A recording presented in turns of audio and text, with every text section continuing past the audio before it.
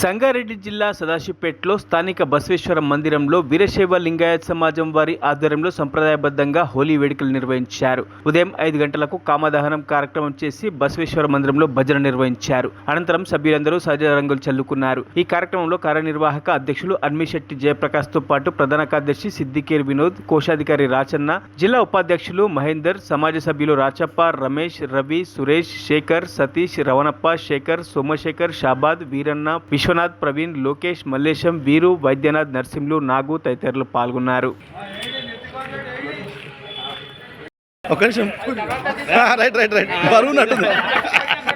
తెలుసు చూద్దామని